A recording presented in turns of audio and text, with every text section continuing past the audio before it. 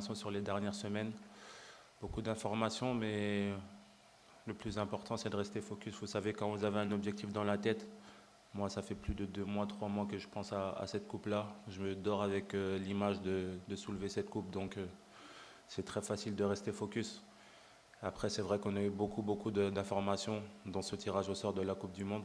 C'est vrai qu'il y a eu beaucoup d'efforts autour de ça. C'est pour ça que j'ai laissé les joueurs le vivre.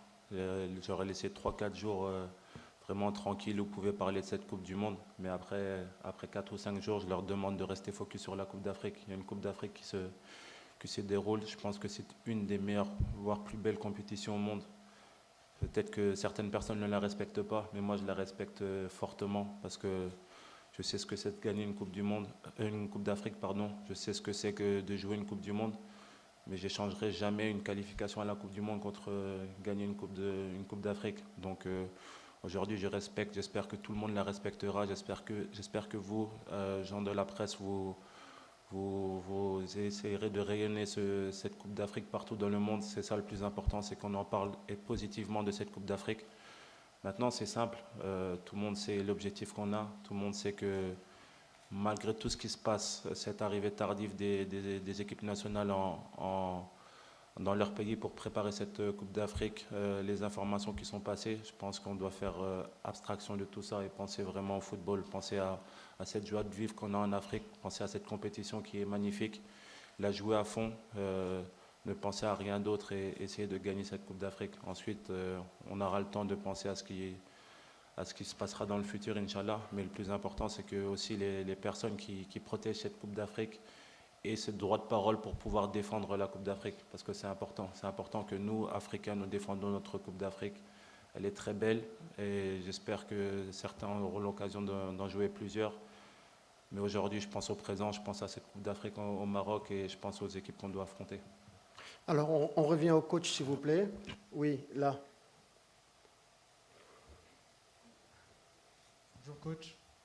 Alors vous avez à disposition un groupe assez fourni, assez riche. Est-ce que c'est voilà. le top team, excusez-moi.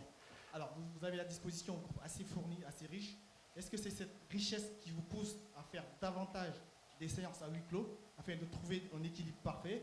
Et une fois que cet équilibre sera trouvé, est-ce qu'il y aura beaucoup plus de séances ouvertes aux médias pour qu'on puisse faire, dans la mesure du possible, notre travail? Merci beaucoup. Oui, bonjour. Maintenant, ce n'est pas à cause de ça. Après, c'est une chance d'avoir un effectif, comme tu le dis, comme vous le dites, c'est riche.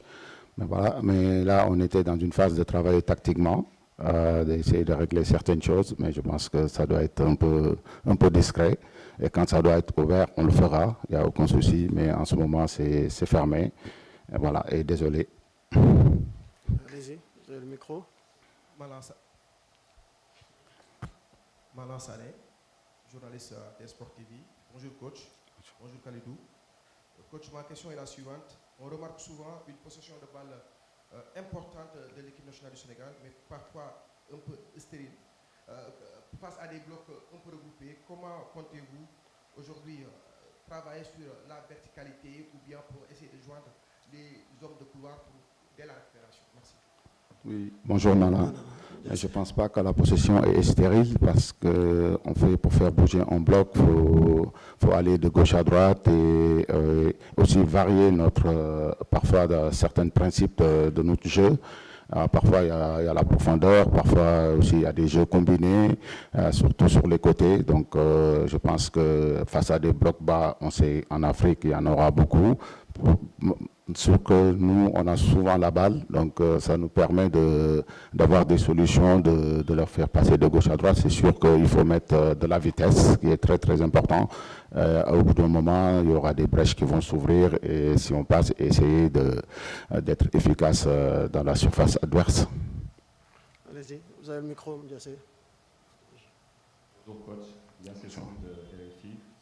Coach, vous allez disputer votre première CAN en tant que sélectionneur titulaire.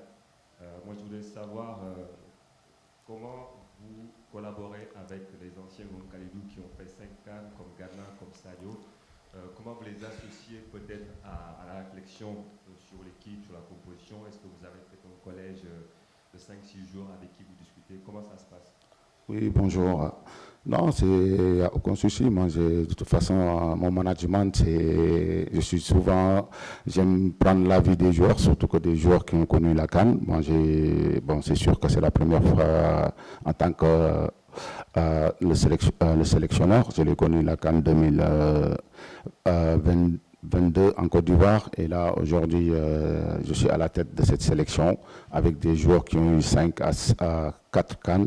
Donc c'est bien de s'appuyer sur eux, et ils sont importants, même si ce n'est pas une CAN, c'est bien de s'appuyer sur les joueurs et de les concerter et de voir de quoi ils pensent de pas mal de choses, et ça c'est important. Mais après, il y a moi derrière qui a fait mes formations, qui sait comment aborder les compétitions. J'ai déjà joué, j'ai déjà connu sur un autre terrain qui n'est pas peut-être en tant que sélectionneur, et je sais que ce n'est pas une compétition pas du tout facile.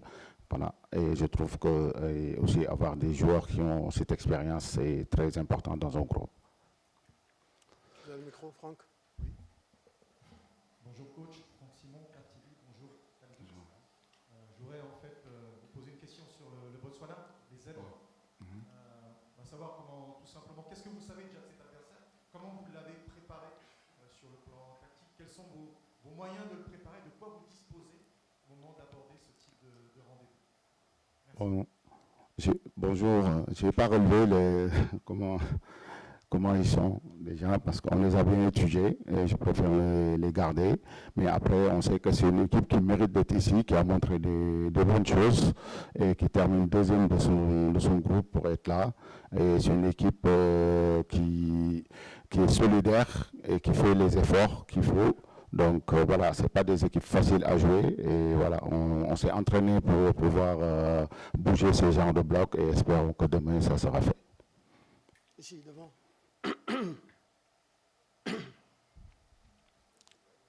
Bonjour, coach, c'est Aliou Faye, journaliste à DS Sport Sénégal. Coach, depuis 2015, le Sénégal a toujours gagné son premier match en Coupe d'Afrique des Nations. Cette obligation de résultat n'est-elle pas une pression supplémentaire pour vous et votre groupe, surtout que vous découvrez la compétition? Merci.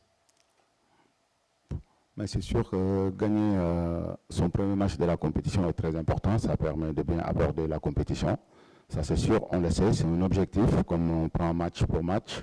Donc c'est sûr, comme vous l'avez bien dit, Sénégal a assuré depuis 2015 son premier match. Pour moi, ce n'est pas une pression. Donc c'est une motivation supplémentaire. Donc on a envie de bien débuter ce tournant. Donc ça passe par demain.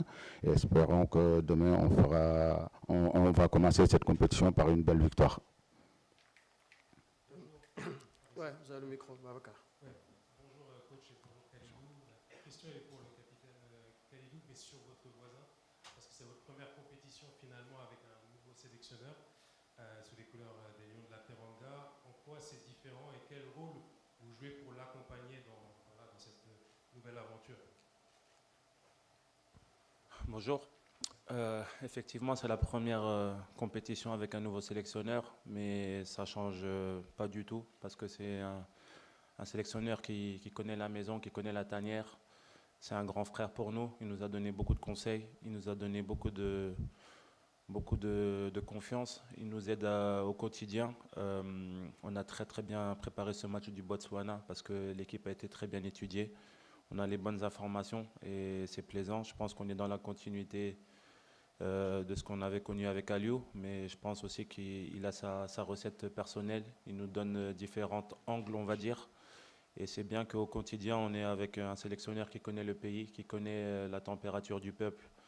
Il arrive à nous donner la température du pays, comment se passent les choses au pays, parce que souvent, quand on n'y habite pas, vous savez, on perd certaines informations, mais le coach nous remet sur les bons rails. Ça, c'est important. Et voilà, le staff qu'il a aussi autour de lui est très compétent. Il nous aide beaucoup. Et grâce à l'expérience qu'on a, les jeunes joueurs qui ont connu aussi le passé au Sénégal, vous savez, c'est facile. Donc à nous d'être derrière lui, de le suivre, parce qu'il a les bonnes idées, la bonne recette, et à nous de faire tout et lui donner l'expérience qu'on a, le mettre à son, on va dire, derrière lui, et pour pouvoir être performant sur le terrain. Mais pour le moment, j'ai rien à dire, c'est excellent, tout se passe très bien, et je pense que même la nouvelle fédération est contente de son travail. Donc, il y a juste à être derrière lui jusqu'à la fin pour pouvoir avoir des résultats. Allez-y.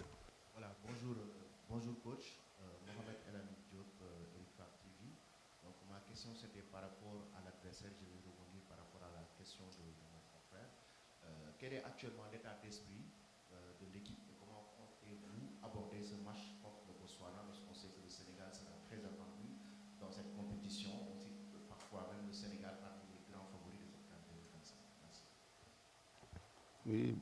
Bonjour Elamine, bon, ça, je l'ai dit à la question précédente, je pense qu'on ne se cache pas derrière ce statut de favori. C'est sûr, l'état d'esprit est bon. Après, on a un groupe déterminé qui a envie de bien débuter cette compétition. Donc, face à une équipe de Botswana qui est dure, qui a montré des bonnes choses pour être là. Donc, c'est sûr, on sait que ça sera un match difficile. Mais donc, voilà, on a hâte de tout donner sur ce match et de montrer que notre statut qu'on est là pour faire quelque chose et surtout en passant par ce premier match. Allez-y. Ça va être l'avant-dernière